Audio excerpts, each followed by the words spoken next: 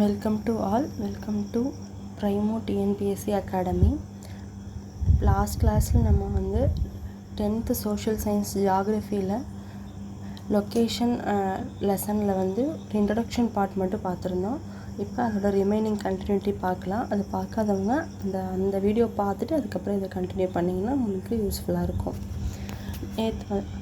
Old கிளாஸில் வந்து நம்ம லாட்டிடியூட் அண்ட் லாங்கிடியூட் எக்ஸ்டெண்ட் வரைக்கும் பார்த்துருந்தோம். இப்போ வந்து north and southern most point of Indian mainland, அப்புறம் இன்க்ளூடிங் ஐலாண்ட் என்னென்ன இருக்குது அப்படிங்கிறத பற்றி பார்ப்போம். First southern most point of the country, south சைடில் இருக்கக்கூடிய எக்ஸ்ட்ரீம் பாயிண்ட் நம்மளோடது எது அப்படின்னா வந்து Pygmalion point or Indira point அப்படின்னு சொல்லுவாங்க. அது வந்து அந்தமான் அண்ட் நிக்கோபார் ஐலாண்ட்ஸில் இருக்குது. இப்போ ஐலாண்டை சேர்க்காமல் மெயின்லேண்டில் மட்டும் நம்ம பார்த்தோம்னா, இதை ஐலாண்டில் எக்ஸ்க்ளூட் பண்ணிவிட்டு லேண்ட் சர்ஃபேஸில் மட்டும் நம்மளோட சதர்ன் பாயிண்ட் எதுன்னு பார்த்தோம்னா கேப் கமோரின், அது வந்து கன்னியாகுமரியில் இருக்குது. நார்த்தன் மோஸ்ட் பாயிண்ட் வந்து இந்திரா கோல். மொத்தம் சதர்ன் பாயிண்டில் வந்து இன்க்ளூடிங் ஐலாண்ட் எக்ஸ்க்ளூடிங் ஐலாண்டுன்னு 2 இருக்குது. நார்த்தன் பாயிண்ட் ஒன்று தான் இருக்குது, இந்திரா கோல். நெக்ஸ்ட்டு பார்த்தோம் அப்படின்னா வந்து நம்ம டிஸ்டன்ஸ் பார்க்க போகிறோம். நார்த்துக்கும் சவுத்துக்கும் உள்ள எக்ஸ்டெண்ட் பார்த்தோம் அப்படின்னா வந்து 3214 கிலோமீட்டர். இது வந்து இந்திரா கோல் ஜம்மு காஷ்மீரில் இந்திரா கோல் அப்படின்னு படித்தோம் இல்லையா, நார்த்தன் பாயிண்ட், அதுலேருந்து கன்னியாகுமரி வரைக்கும் இருக்கக்கூடிய அந்த டிஸ்டன்ஸ் வந்து 3214 கிலோமீட்டர். அதே மாதிரி ஈஸ்ட் டு வெஸ்ட் வந்து 2913 கிலோமீட்டர்.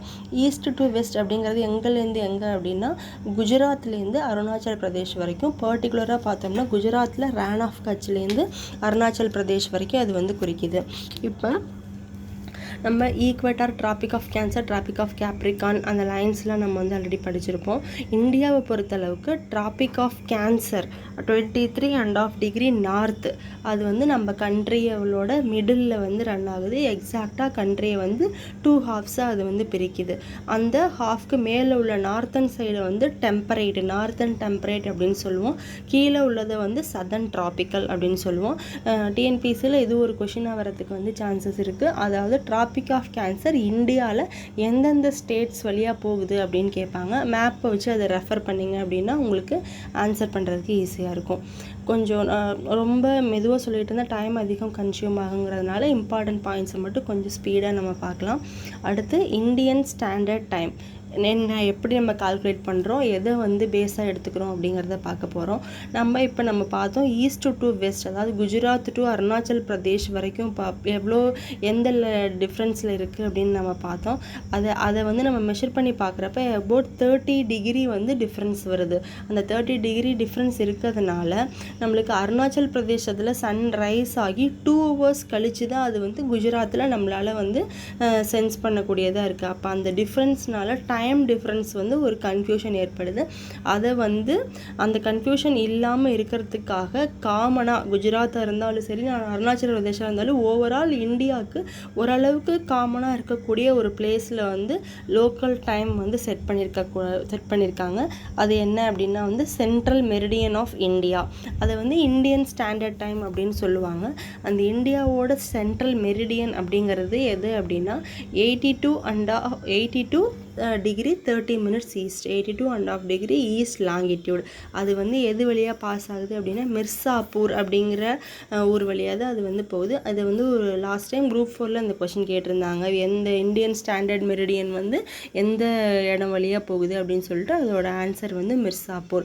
இந்த இப்போ நம்ம கிரீன்விச் மெரிடியன் டைம், அதாவது இன்டர்நேஷ்னல் டைமோட நம்ம வந்து கம்பேர் பண்ணுறப்ப நம்மளோட இந்தியன் ஸ்டாண்டர்ட் டைம் வந்து 5 ஹவர்ஸ் அண்ட் 30 மினிட்ஸ் வந்து அஹெட் ஆஃப் இருக்கா, ப்ளஸ் 5.30 இருக்கும். அந்த டைமிங்க்கும் இந்த டைமிங்க்கும் உள்ள நம்ம டைமிங்க்கும் உள்ள டிஃப்ரென்ஸ். அடுத்து பொலிட்டிக்கலாக இந்தியா வந்து எப்படி டிவைட் ஆகிருக்குன்னு கொடுத்துருக்காங்க. ஸ்டேட்ஸ் அண்ட் யூனியன் டெரிட்டரிஸோட நம்பர் கொடுத்துருக்காங்க. இப்போ அடுத்தடுத்து நிறைய வேரியேஷன்ஸ் இருக்கிறதுனால இந்த கொடுத்துருக்க டேட்டாவில் வந்து சேஞ்சஸ் இருக்கும். அது என்னங்கிறத பர்டிகுலராக நம்ம இந்தியாங்கிற டாப்பிக்கில் தனியாக நம்ம வந்து பார்க்கலாம். இப்போ புக்கில் உள்ள கான்செப்ட்ஸ் மட்டும் நம்ம பார்த்துட்டு போகலாம். அதுக்கடுத்து ஒரு இன்ஃபர்மேஷன் கொடுத்துருக்காங்க. இந்த டூயூனோவில் அது என்ன அப்படின்னா அமராவதி வந்து உங்களுக்கு தெரியும் ஆந்திராவோட நியூ கேபிட்டல். இந்த கேபிட்டல் எதுபடி கொண்டு வந்தாங்கன்னா ஆந்திர பிரதேஷ் ரீஆர்கனைசேஷன் ஆக்ட் அப்படிங்கிற ஆக்ட் மூலமாக தான் அது வந்து கொண்டு வந்தாங்க. அந்த ஆந்திர பிரதேஷ் ரீஆர்கனைசேஷன் ஆக்ட் மூலமாக வந்து அமராவதியை கொண்டு வரப்போ என்ன ஒரு டேர்ம்ஸ் அண்ட் கண்டிஷன்ஸில் கொண்டு வந்திருக்காங்க அப்படின்னா வந்து 10 இயர்ஸ்க்கு. இது வந்து எப்போ வந்து அமராவதி வந்து ஆந்திராவோட கேபிட்டல் ஆனிச்சு அப்படின்னா June 2, 2014 இது வந்து கொண்டு வந்தாங்க. 2014 2024 வரைக்கும் 10 இயர்ஸ்க்கு வந்து ஹைதராபாடு வந்து ரெண்டுக்குமே அமராவதி அண்டு ஆந்திரா அண்டு தெலுங்கானா ரெண்டுக்குமே வந்து கேபிட்டலாக இருக்கும் அப்படின்னு சொல்லியிருக்காங்க. அதுக்கப்புறம் வந்து ஆந்திராவுக்கு அமராவதியும் ஹைதராபாத் வந்து தெலுங்கானுக்கான கேபிட்டலாக இருக்கும் அப்படின்னு சொல்லி டிசைட் பண்ணியிருக்காங்க. அந்த எது வரைக்கும் அப் டு விச் இயர் அப்படின்னா 2024.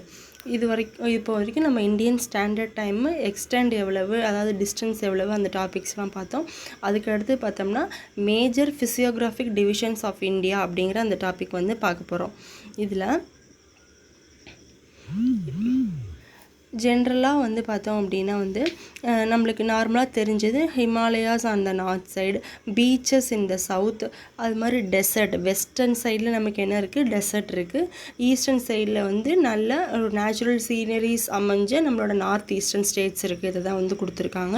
அதுக்கப்புறம் இது மேஜராக வந்து ஃபிசியோகிராஃபினா நம்மளோட நேச்சுரல் வெஜிடேஷன், நம்மளோட லொக்கேஷன், இந்தியாவோட அமைவிடத்தை பொறுத்து எப்படி அதை வந்து பிரிச்சிருக்காங்க அப்படின்னா 5 ஃபிசியோகிராஃபிக் டிவிஷன்ஸாக பிரிச்சிருக்காங்க. ஃபர்ஸ்ட் ஒன் வந்து நார்த்தன் மவுண்டைன்ஸ், நார்த்தில் இருக்கக்கூடிய ஹிமாலயன் மவுண்டைன் ரேஞ்ச். ரெண்டாவது வந்து நார்த்தன் பிளைன்ஸ், ஹிமாலயன் மவுண்டைன்ஸ்க்கு கீழே வர அந்த கேசடிக் பிளைன்ஸ், அதை வந்து மென்ஷன் பண்ணுறாங்க. அதுக்கு அடுத்தது பெனின்சுலார் பிளாட்டியூ, டெக்கான் பிளாட்டியூ, நம்மளோட சவுத்தில் இருக்கக்கூடிய டெக்கான் பிளாட்டியூ. அடுத்தது கோஸ்டல் பிளைன்ஸ், ஃபுல்லாகவே வந்து east coastal plain, western coastal plains, அது நம்ம டீட்டெயில்டாக ஃபர்தராக பார்க்கலாம். அதுக்கடுத்து ஐலாண்ட்ஸ். இந்த 5 கேட்டகரியாக தான் இந்தியாவோட ஃபிசியோகிராஃபியை வந்து டிவைட் பண்ணியிருக்காங்க. அதில் ஃபஸ்ட் இருக்கக்கூடிய நார்த்தன் மவுண்டைன்ஸ் எந்த மாதிரி அமைஞ்சிருக்கு, என்னென்னலாம் அதில் இருக்குது அப்படிங்கிறத நம்ம பார்ப்போம். நார்த்தன் மவுண்டைன்ஸ் அப்படின்னு எடுத்துக்கிட்டோம்னா இதுவும் ஒரு முக்கியமான கொஷின். ஹிமாலயாஸ் அப்படின்னு நம்ம சொல்லக்கூடியது வந்து அது வந்து ஒரு உலகத்திலே உயரமான மவுண்டைன்ஸ் அந்த மாதிரி ஜென்ரல் இன்ஃபர்மேஷன்ஸ் எல்லாம் இருந்தால் கூட அதுதான் வந்து இருக்கிறதுலே யங்கஸ்ட் ஃபோல்டு மவுண்டைன். இது வந்து ஒரு கொஷின் கேட்டிருந்தாங்க ஒரு தடவை டிஎன்பிஎஸ்சியில், அதை நோட் பண்ணிக்கோங்க. நம்ம நார்மலாக மவுண்டைன்றனால ஓல்டஸ்ட் அப்படின்ற மாதிரி மைண்ட் வச்சுக்கூடாது. இருக்கிற ஒரு ஹெவி ஹைட்டான மவுண்டைன் ரேஞ்சஸ்லேயே வந்து ரொம்ப ரீசெண்டாக ஃபார்ம் ஆனது வந்து ஹிமாலயாஸ் தான். இது வந்து யங்கஸ்ட் ஃபோல்டு மவுண்டைன்ஸ் அப்படிங்கிற கேட்டகரியில் தான் இது வந்து வரும். இது எப்படி இது வந்து ஃபார்ம் ஆனிச்சு, என்ன மாதிரி ஒரு ஆக்டிவிட்டினால ஃபார்ம் ஆனது அப்படின்னா வந்து folding movement of the earth crust due to tectonic activities அப்படின்னா வந்து எர்த்தோட சர்ஃபேஸில் ஏற்படக்கூடிய சேஞ்சஸ், அது மூலமாக வந்து folding earth crust one of the layer of the earth, அதில் வந்து ஃபோல்டிங் ஏற்பட்டு ஒரு only few million years ago தான் இது வந்து ஃபார்ம் ஆகிருக்கு. அதனால தான் இது வந்து யங்கஸ்ட் ஃபோல்டு மவுண்டைன்ஸ் அப்படின்னு சொல்கிறோம். இதோட டோட்டலான இதோட டிஸ்டன்ஸ் பார்த்தோம்னா எங்கேருந்து எங்கே அப்படின்னா வெஸ்ட் சைடில் இண்டஸ் ஜார்ஜிலேருந்து ஈஸ்ட் சைடில் பிரம்மபுத்திரா ஜார்ஜ் வரைக்கும் மொத்தம் 2500 கிலோமீட்டர் இதோட ஸ்ட்ரெச்சு. இதோட வித்து பார்த்தோம், அகலம் அப்படின்னு பார்த்தோம்னா வந்து எப்படி இருக்குது அப்படின்னா வந்து 500 கிலோமீட்டர்ஸ்லேருந்து 200 கிலோமீட்டர்ஸ் வரைக்கும் இருக்குது. 500 கிலோமீட்டர்ஸ் எங்கே இருக்குது, நார்த்தன் மவுண்டைன்ஸ், நார்த் சைடில் அந்த மவுண்டைன் ரேஞ்சஸில் ரொம்ப கொஞ்சம் வித் அதிகமாகவும் 500 கிலோமீட்டர்ஸ் ஆகும். அப்படியே நம்மளை டுவோர்ட்ஸ் த ஈஸ்ட் வர அருணாச்சல பிரதேஷ்கிட்ட அதோட வித்து கம்மியாகி 200 கிலோமீட்டர்ஸாகவும் இருக்குது. நம்மளோட இதில் பார்த்துருக்கிறது டோட்டல் லென்த் 2500 கிலோமீட்டர், வித்து வந்து 500 கிலோமீட்டர்ஸ்லேருந்து 200 கிலோமீட்டர்ஸ் வரைக்கும் இருக்குது அப்படின்னு சொல்கிறோம். அதுக்கு அடுத்தது பார்த்தோம் அப்படின்னா வந்து பமீர் நாட் அப்படின்னா என்னென்னா ஹிமாலயாஸ்க்கு மேலே திபெட்டில் இருக்கக்கூடிய ஒரு இடம் தான் வந்து பமீர் நாட். அந்த பமீர் நாட் வந்து என்னவா அமைஞ்சிருக்கு அப்படின்னா இது வந்து ஒரு கனெக்டிங் லிங்க். ஏஷியாவில் தான் இப்போ நம்ம இந்தியா இருக்குது இல்லையா, அந்த ஏஷியாவில் இருக்கக்கூடிய ரெஸ்ட் ஆஃப் த கண்ட்ரீஸ்க்கும், அதாவது சென்ட்ரல் ஏஷியாவில் இருக்கக்கூடிய மற்ற கண்ட்ரீஸ்க்கும் நம்ம இந்தியாவுக்குமான ஒரு கனெக்டிங் லிங்காக இது வந்து அமைஞ்சிருக்கு. அந்த பமீர் நாட்லேருந்து பமீர் நாட்லேருந்து நம்ம ஹிமாலயாவோட ஷேப்பை பார்த்தோம் அப்படின்னா இது வந்து டுவோர்ட்ஸ் ஈஸ்ட் ஒரு ஆர்க் ஷேப்பில் அமைஞ்சிருக்கும். Eastward in the form of an arc. அதுதான் வந்து கொடுத்துருக்காங்க. நார்த்தன் மவுண்டெயின்ஸ்னால் ஃபஸ்ட்டு ஜென்ரலாக அதோட லெங்த் என்ன, அது என்ன மாதிரி ஒரு ஷேப்பில் இருக்குது, வித் எப்படி இருக்குது அப்படிங்கிறத கொடுத்துருக்காங்க. இப்போ டேர்ம் ஹிமாலயா அப்படிங்கிறது ஒரு சான்ஸ்கிரிட் டேர்ம். அப்படின்னா என்ன அர்த்தம் அப்படின்னா அபோர்ட் ஆஃப் ஸ்னோ அப்படின்னு அர்த்தம். அடுத்தது இந்த நார்த்தன் மவுண்டெயின்ஸ், இந்த 5 கேட்டகரியில் நம்ம ஃபஸ்ட்டு இப்போ பார்க்குறது நார்த்தன் மவுண்டெயின்ஸ். அந்த மவுண்டெயின்ஸையே பார்த்தோம் அப்படின்னா வந்து மொத்தம் 3 டிவிஷன்ஸாக பிரிச்சிருக்காங்க. என்னென்ன அப்படின்னா trans Himalayas, Himalayas, eastern or Purvanchal hills. இப்போ மேப்பில் அதை நம்ம பார்க்கலாம். இப்போ இந்தியா இப்படி இருக்குது அப்படின்னா வந்து இதில்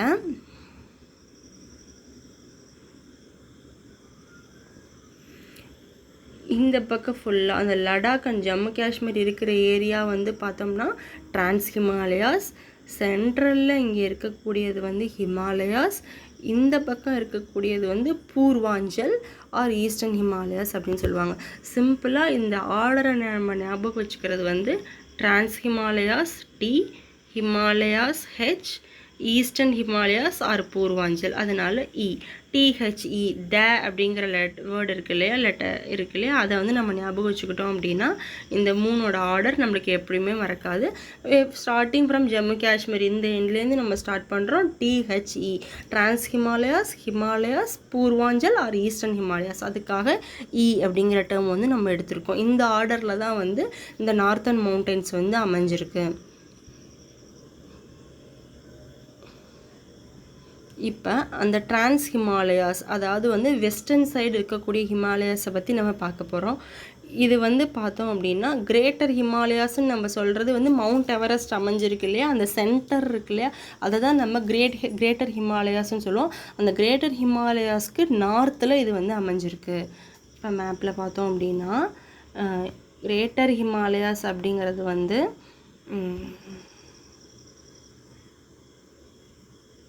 கிரேட்டர் ஹிமாலயாஸ் அப்படிங்கிறது வந்து இந்த பிளேஸு. அப்போ இந்த இடத்துக்கு மேலே தான் வந்து என்ன இருக்குது, டிரான்ஸ் ஹிமாலயாஸ் இருக்குது. அப்போ இதுதான் என்னது, north of the greater Himalayas. Greater ஹிமாலயாஸ்க்கு நார்த்தில் வந்து அது அமைஞ்சிருக்கு அப்படின்னு சொல்லியிருக்காங்க. லொக்கேஷன் நம்ம நல்லா ஐடென்டிஃபை பண்ணி படித்தோம்னாலே எந்த கொஷினுக்கும் ஜாகிரஃபியில் ஆன்சர் பண்ணுறது வந்து ஈஸியாக இருக்கும். இங்கே வந்து என்னென்ன அமைஞ்சிருக்கு அப்படின்னா இந்த டிரான்ஸ் ஹிமாலயாஸில் வந்து Jammu Kashmir and Tibetan plateaus அதெல்லாம் இந்த ரீஜனில் அமைஞ்சிருக்கு. இது வந்து இதோட எக்ஸ்டெண்ட் பார்த்தோம் அப்படின்னா திபெத்தில் தான் ரொம்ப அதிகமாக இருக்குது. நம்ம ஜம்மு காஷ்மீரோட கம்பேர் பண்ணுறப்ப திபெத்தில் இந்த டிரான்ஸ் ஹிமாலயாஸோட எக்ஸ்டெண்ட் வந்து அதிகமாக இருக்கிறதுனால இதோட இன்னொரு நேம் என்ன சொல்கிறாங்க அப்படின்னா வந்து திபெத்தியன் ஹிமாலயாஸ் அப்படின்னு சொல்கிறாங்க. இன்னொரு நேம் வந்து திபெத்தியன் ஹிமாலயாஸ் அப்படின்னு சொல்கிறாங்க. டிரான்ஸ் ஹிமாலயாஸ் இன்னொரு பேர் திபெத்தியன் ஹிமாலயாஸ்.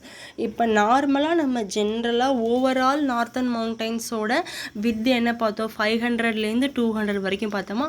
இப்போ டிரான்ஸ் ஹிமாலயாஸ் அதாவது வெஸ்டர்ன் சைடில் இருக்கிற ஹிமாலயாஸ்க்கு மட்டும் வித் வந்து 40 கிலோமீட்டர்ஸ் ஈஸ்ட் அண்ட் வெஸ்ட் 2 எக்ஸ்ட்ரீம்லையும். இப்போ மவுண்டைன்ஸ் வந்து இப்படி இருக்குது அப்படின்னா இந்த சைடு 40, இந்த சைடு 40, 2 எக்ஸ்ட்ரீம்லையும் வித்து வந்து 40 கிலோமீட்டர்ஸ். சென்டரில் வந்து பார்த்தோம்னா கொஞ்சம் வித்து ஜாஸ்தியாக இருக்குது, 225 கிலோமீட்டர்ஸ். இந்த சைடு 40, இந்த சைடு 40, சென்டரில் வந்து 225 கிலோமீட்டர் அப்படின்ற ரேஞ்சில் அந்த வித்து வந்து அமைஞ்சிருக்கு.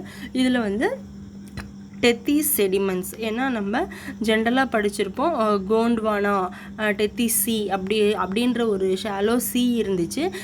அதாவது எர்த்தோட மூமெண்ட்னால அந்த சி வந்து மறைஞ்சு போய் அந்த இடத்துல ஃபோல்டிங் மூமெண்ட்னால உருவானது தான் ஹிமாலயாஸ் அப்படின்னு நம்ம படிச்சிருப்போம். அந்த டெத்திஸ் செடிமெண்ட் வந்து அங்கே இருக்குது. அப்போ வந்து அந்த ஒரு சி தான் அந்த இடத்துல இருந்திருக்கு இல்லையா, அப்போ அந்த சியில் ஏகப்பட்ட உயிரினங்கள் வாழ்ந்திருக்கும். அது வந்து மெரைனில் அப்படியே டிஸப்பியர் ஆகி அப்படியே செடிமெண்ட் ஆகிறப்ப தான் நம்மளுக்கு என்ன ஆகுது, ஃபாசில்ஸ் வந்து அந்த இடத்துல ஃபார்ம் ஆகுது. அது நம்மளுக்கு தெரியும். அப்போ அங்கே என்ன இருக்குது, டெத்திஸ் செடிமெண்ட் இருக்குது, அதுக்கப்புறம் ஃபாசில்ஸ் அவைலபிளாக இருக்குது. என்ன ஃபாசில்ஸ், மெரைன் ஃபாசில்ஸ் அந்த இடத்துல இருக்குது. அப்புறம் வேறு என்ன அங்கே இருக்குது, டெர்ஷரி கிரானைட்ஸ் இருக்குது. இதில் வந்து partly metamorphosed sediments and constitute the core of the Himalayan axis. இப்போ ஹிமாலயன் ஆக்சிஸோட கோர் அங்கே இருக்குது. நார்மலாக அந்த இடத்துல ஒரு சி டிஸப்பியர் ஆகி ஃபோல்டிங் மூமெண்ட்னால தான் இந்த ஹோல் மவுண்டெயின்ஸே வந்து மவுண்டெயின் ரேஞ்சே உருவாக்கியிருக்கு. அப்போ அங்கே என்னென்ன இருக்குதுன்னு நம்ம ஞாபகம் வச்சுக்கிறதுக்கு ஒரு சி டிஸப்பியர் ஆனால் அந்த இடத்துல என்ன இருக்கும், ஃபாசில்ஸ் இருக்கும். என்ன ஃபாசில்ஸ், மெரைன் செடிமெண்ட்ஸில் இருக்கக்கூடிய ஃபாசில்ஸ், அப்புறம் டெர்ஷரி கிரானைட்ஸ். இது வந்து ஒரு வகையான மெட்டமார்ஃபஸ் உருமாறிய வேறு ஒரு ஃபார்ம்லேருந்து இப்போ மாறி இருக்கக்கூடிய ஒரு வகையான sediments, metamorphosed sediments and core. It forms the core of the Himalayan axis அப்படின்னு கொடுத்துருக்காங்க. இப்போ 3 கேட்டகரியாக பிரிச்சிருக்காங்க நார்த்தன் மவுண்டெயின்ஸில். அந்த 3 கேட்டகரியிலையும் இருக்கக்கூடிய இம்பார்ட்டன்ட் மவுண்டெயின்ஸ் என்னென்ன அப்படிங்கிறது நமக்கு தெரிஞ்சிருக்கணும். இப்போ இந்த வெஸ்டர்ன் சைடில் இருக்கக்கூடிய டிரான்ஸ் ஹிமாலயாஸில் உள்ளக்கூடிய இம்பார்ட்டன்ட் மவுண்டெயின்ஸ் என்னென்னு பார்த்தீங்கன்னா ஜாஸ்கர், லடாக், கைலாக் அண்டு காரகோரம். எப்பவுமே வந்து ஒரு நிமோனிக்ஸ் வச்சு இந்த மாதிரி நேம்ஸை வந்து நம்ம படிச்சுக்கிட்டோம் அப்படின்னா நம்மளுக்கு ரிமெம்பர் பண்ணுறதுக்கு ஈஸியாக இருக்கும். என்னென்ன இருக்குது அப்படின்னு பார்த்தோம்னா ஜாஸ்கர், லடாக், கைலாஷ் அண்டு காரகோரம். இசட்டெல், கேகே அப்படின்ற ஒரு 4 மவுண்டைன் ரேஞ்ச் வந்து நம்ம ரிப்பீட்டடாக நம்ம ரிவைஸ் பண்ணுறப்ப இந்த இசட்டெல், கேகே அப்படிங்கிறத நம்ம எப்போவுமே மைண்டில் வச்சுருந்தோம் அப்படின்னா டிரான்ஸ் ஹிமாலயாஸில் இருக்கக்கூடிய மவுண்டைன் ரேஞ்சஸ் இதெல்லாம் அப்படிங்கிறது நம்மளுக்கு எப்போவுமே மறக்காது. ஓகே, இதோட இப்போ வைண்ட் அப் பண்ணிக்கலாம். நெக்ஸ்ட் கிளாஸ் வந்து ஃபர்தராக கண்டினியூ பண்ணலாம். உங்களுக்கு இந்த கிளாஸ் பிடிச்சிருந்துச்சுன்னா சப்ஸ்கிரைப் பண்ணுங்கள், லைக் பண்ணுங்கள், ஷேர் பண்ணுங்கள். தேங்க்யூ. வேறு என்ன மாதிரி கிளாஸஸ் வேணும், என்னென்ன சப்ஜெக்ட்ஸ் வேணும் அப்படிங்கிறத இன்டிமேட் பண்ணுங்கள் கமெண்ட்ஸில். Thank you.